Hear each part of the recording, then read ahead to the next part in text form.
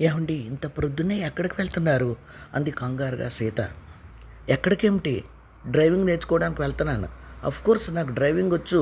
కొనుక్కోవాలని అనుకుంటుండగా నాకు పెళ్లి చేసి పడేశారు. డ్రైవింగ్ నేర్చుకుని చాన్నాళ్ళు అయింది కదా, ట్రాఫిక్ పెరిగిపోయింది. అసలే కొత్త డ్రైవింగ్లో పెర్ఫెక్ట్గా ఉండాలి కదా అన్నాడు ఆనందరావు. నోట మాట రాక అలా చూస్తూ ఉండిపోయింది. ఎందుకు అలా ఆశ్చర్యపోతున్నావు అన్నాడు కోపంగా. ఎందుకేమిటండి, లాటరీలో కారు రావాలి, వచ్చాక కదా మీరు డ్రైవింగ్ నేర్చుకోవాలి. అనవసరంగా డబ్బులు తగలవేస్తున్నారేమో అనిపిస్తుంది. కొనుక్కోవాలన్న కోరికను పక్కన పెట్టి ఇప్పటి వరకు నా సంపాదనంతా తగలవేస్తూనే ఉన్నాను. ఇన్నాళ్ళకి నా కోరిక నెరవేరబోతుంది. కారు ఇంటికి వచ్చాక నేర్చుకోమంటావా అన్నాడు కోపంగా. ఇప్పటికే వీధిలో డ్రైవింగ్ నేర్పించే కారు చాగడంతో గబగబా వెళ్ళిపోయి కారు ఎక్కాడు. వంతుడా, చూసావు కదా ఆయనకి ఎంత కారు పిచ్చో.